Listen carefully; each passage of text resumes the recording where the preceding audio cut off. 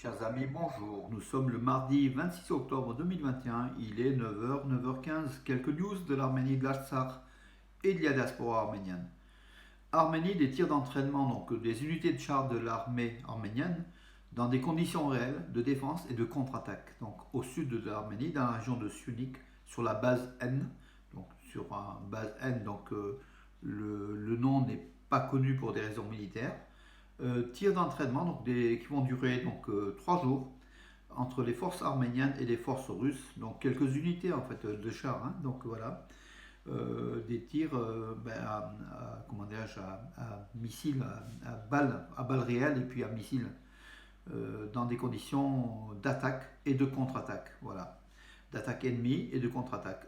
A priori, donc voilà, selon le commandement militaire de l'armée arménienne, tout se passe bien, que les soldats arméniens réalisent leurs objectifs, à savoir neutraliser l'ennemi et neutraliser aussi les postes de tir, hein, voilà.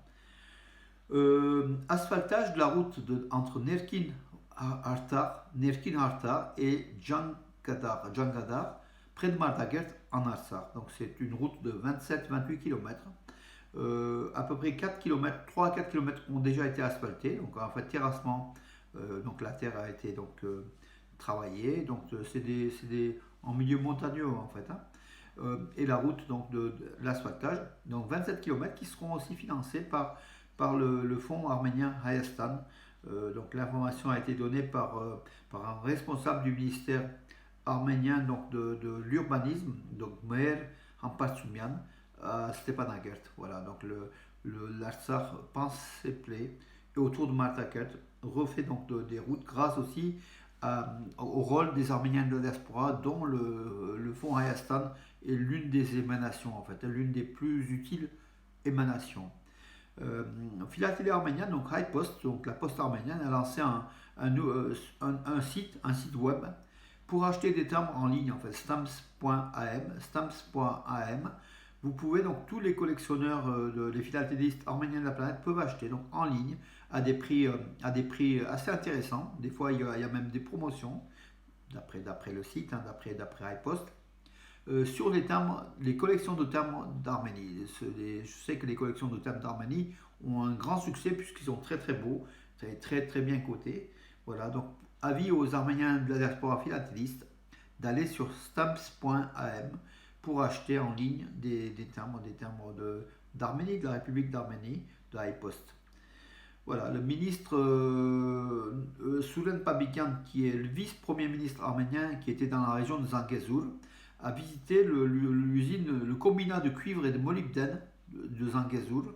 Donc Soulen Pabikian, qui marche très très très bien, en fait, un combinat qui est en pleine activité et qui fournit, je crois que c'est c'est la première entreprise qui paye le plus de taxes à l'État arménien. Donc voilà, cette compagnie dont l'État arménien a aussi une part, hein. Donc le gouvernement a reçu un don de la part de la société par action, donc l'Industrial Company, 25% des parts dans un Kezul Copper Molybden Combine. Donc l'Arménie a remis la main, au moins le quart des actions de ce combinat de cuivre et de molybdène de Zangezur, qui est une entité très très importante pour l'Arménie, qui est dans le sud de l'Arménie, hein.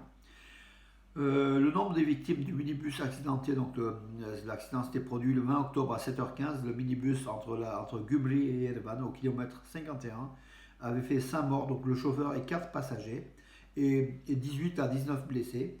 Donc le 23 octobre, un blessé, grièvement blessé, qui était soigné à l'hôpital de Tallinn, est mort.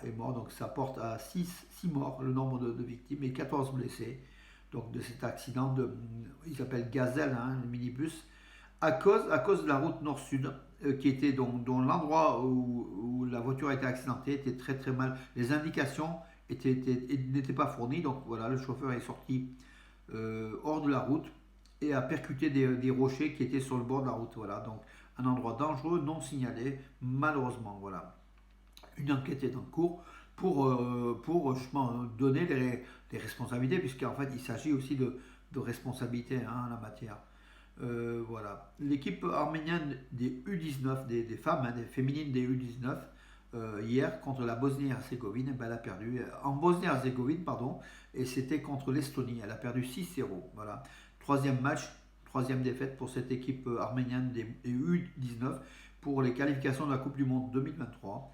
Voilà, les Arméniens ont marqué à ce jour en 3 rencontres 0 but et ont encaissé 23 buts. L'important c'est de participer, on dira, voilà, pour nous consoler mes amis. Mais bon, les progrès se feront, hein, donc on y croit. Et puis surtout les femmes arméniennes sont aussi costauds que les Arméniens. Donc voilà, donc le place aussi un peu aux femmes, hein, et voilà, et qu'on puisse suivre et faire émerger les nouveaux talents auprès des footballeuses. Voilà. Écoutez, mes amis, j'allais dire mes enfants, non, mes amis, je vous souhaite une bonne journée. Derrière moi, Corinne Zarzavatian qui est à Valence ce samedi et ce dimanche. Donc, pensez à prendre vos billets pour ceux qui n'ont pas pris. Enfin bon, voilà, il y a encore quelques places, on nous dit, mais attention, voilà. Écoutez, je vous souhaite une bonne journée et je vous donne rendez-vous à demain, mes amis. Bonne journée.